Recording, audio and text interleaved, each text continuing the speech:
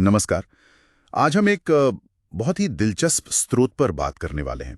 इसका शीर्षक है मनुष्य से देवता बनने की पढ़ाई।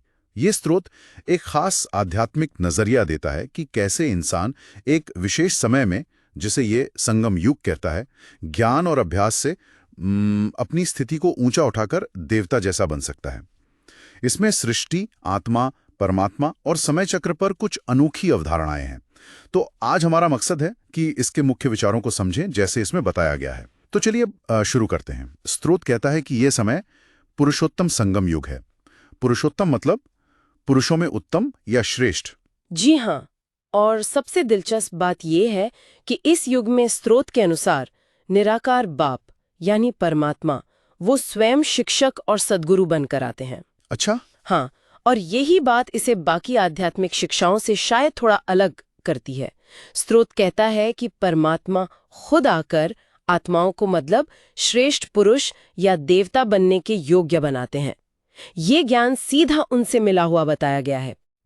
और दूसरे शास्त्रों के बारे में, जैसे गीता का भी जिक्र है शायद? जी, गीता का जिक्र है स्रोत के मुताबिक, जहां श्रीमद् भगवद गीता का ज्ञान 21 जन्मों का सुख या वर्षा दिला सकता है, वहीं जो अन्य मनुष्य रचित शास्त्र हैं वो सिर्फ एक जन्म का मतलब थोड़े समय का ही सुख दे पाते हैं। तो ये ज्ञान सिर्फ नैतिकता नहीं बल्कि 21 जन्मों का भाग्य बनाने की विधि है। हाँ बिल्कुल, स्रोत इसे इसी रूप में प्रस्तुत करता है, एक तरह से पूरे भविष्य का नक्शा। अच्छा, और वो आत्मा परमात्मा का रिश्ता?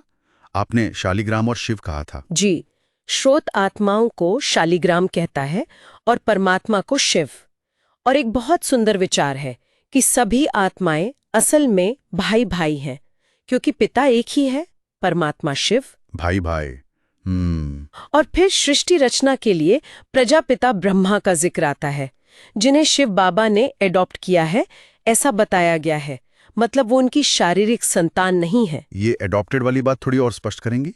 मतलब चुना गया है? हाँ, चुना गया है एक विशेष कार्य के लिए, नई सृष्टि की स्थापना के लिए। ये एक रूहानी रिश्ता है, लौकिक या शारीरिक नहीं। और इसी से फिर ब्राह्मण कुल की रचना होती है, जो इस ज्ञान को धारण करते हैं। समझ गया। अब आते हैं उस 5000 साल के चक्र पर और 84 जन्मों वाली बात पर। जी, ये स्रोत एक 5000 साल के विश्व नाटक चक्र की बात करता है। आत्माएं ऊपर से आती हैं इस सृष्टि रूपी स्टेज पर अपना पार्ट बजाने। ये यात्रा सतयुग यानी स्वर्ण युग से शुरू होती है, फिर त्रेता, द्वापर और अंत में कलयुग मतलब लोह युग तक। और एक आत्मा कितने जन्म ले सकती है इस चक्र में? अधिकतम 84 जन्म, ऐसा स्रोत कहता है। हर आत्मा का अपना अपना पार्ट है। और अभी हम कहाँ हैं इस चक्र में? स्रोत के अनुसार अभी दुनिया तम प्रधान और पतित अवस्था में है। तम प्रधान मतलब गुणों में बहुत गिरावट आ चुकी है। जैसे आत्मा की जो रूहानी शक्ति है वो लगभग खत्म हो गई है, पवित्रता और शक्ति कम हो गई है। और इस सब में भारत का क्या रोल है? उसे कुछ खास बताया गया है? हाँ, भारत को बहुत महत्वपूर्ण माना गया है। अविनाशी खंड कहा गया है। अविनाशी? जी, जिसका विनाश नहीं होता, और यही वो जगह है जहां परमात्मा का दिव्य अवतरण होता है, ऐसा स्रोत कहता है। और यही भारत पहले स्वर्ग था, 100% सुख, शांति, पवित्रता वाला, फूलों का बगीचा। तो इस पतित अवस्था से वापस स्वर्ग वाली स्थिति में कैसे जाएं? क्या यही है वो मनुष्य से देवता बनने की पढ़ाई? बिल्कुल सही पकड़ा, यही है। और इसकी चाबी है ज्ञान और याद। ज्ञान और याद? हाँ, ज्ञान मतलब खुद को आत्मा समझना, परमात्मा को पहचानना, इस सृष्टि चक्र को जानना। और याद मतलब परमात्मा, जिसे वो बाप कहते हैं, उसे लगातार याद करना। स्रोत कहता है कि इसी याद की योग अग्नि से आत्मा पर चढ़े विकारों की मैल, पाप कर्मों का बोझ उतरता है और आत्मा फिर से पवित्र यानी पावन बन जाती है। जी, यहाँ रावण को विकारों का प्रतीक माना गया है।